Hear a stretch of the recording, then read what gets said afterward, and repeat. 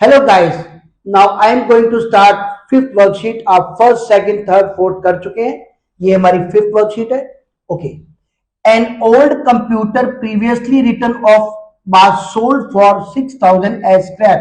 एक पुराना कंप्यूटर था जो कि रिटर्न ऑफ मतलब वो खत्म हो चुका था, डेड हो चुका था, किसी काम का नहीं था और इसीलिए हमने उसको बैलेंस शीट में मेंशन नहीं किया था. लेकिन उसका स्क्रैप यानी उसका जो वेस्ट था, डेड कंप्यूटर, वो हमने 6,000 में एज ए स्क्रैप बेचा, सेल कर दिया. देखा जाए तो गुड न्यूज है कि हमें 6,000 मिला. तो ये क्या आएगा? बाय कंप्यूटर 6,000 रुपीज की स्क्रैप बिकी और हमारा कैश हमारे पास कितना है ऑलरेडी? Bank balance 50,000. तो बैंक बैलेंस जो 50,000 है उसमें 6,000 हमारा कैश इंक्रीज हो गया, बैंक बैलेंस इंक्रीज हो गया. फर्स्ट पॉइंट गुड न्यूज थी, 6,000 हमें मिल रहा है जो कि बिल्कुल डेड हो चुका था. At the time of retirement an amount of ₹10,000 has been paid to an employ injured on the accident. देखो रिटायरमेंट पे यानी कि लास्ट डे अचानक कोई एक्सीडेंट हुआ, यू कैन से रिटायरमेंट का फंक्शन चल रहा होगा, एम्प्लॉय नीचे गिर गया, उसको इंजरी हो गई तो 10,000 पे करना पड़ा. बैड न्यूज है. तो यहां पर आ गया टू क्लेम कितना? 10,000. हमें उस वर्कर को जो इंजरी हुई उसको 10,000 देने पड़े. तो कैश हमारा कितना हो गया? 56,000 था हमारे पास बैंक बैलेंस, उसमें से हमने 10,000 पे कर दिया. हमारे पास कितना रह गया? 46,000 हमारे पास बैंक बैलेंस रह गया. 10,000 की बैड न्यूज हो गई और यहां पर हमने 46,000 बैंक बैलेंस ले लिया. Furniture was sold 20,000 and payment was received by cheque. हमने फर्नीचर सेल किया जो 28 वाला था. कितने में सेल हुआ?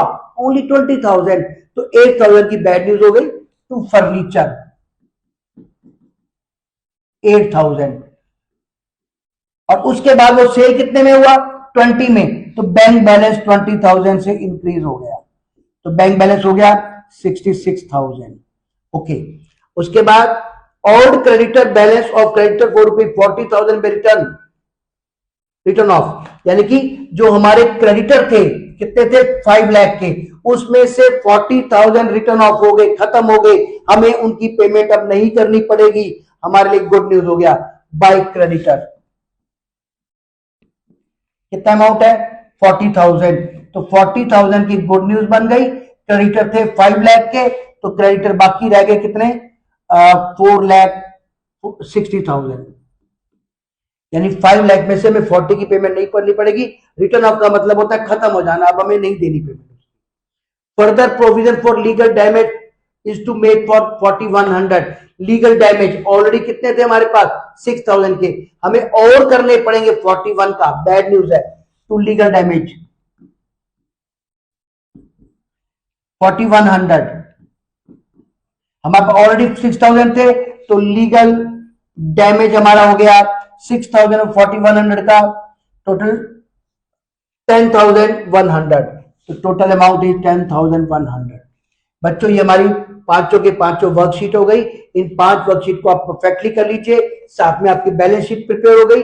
अब हमारा 66,000 रुपीज का बैंक बैलेंस आ गया. तो ये हमारा कंप्लीट हो गया बच्चों.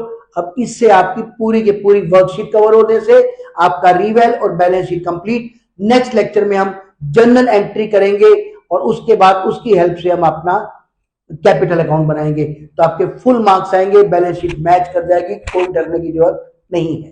बाय.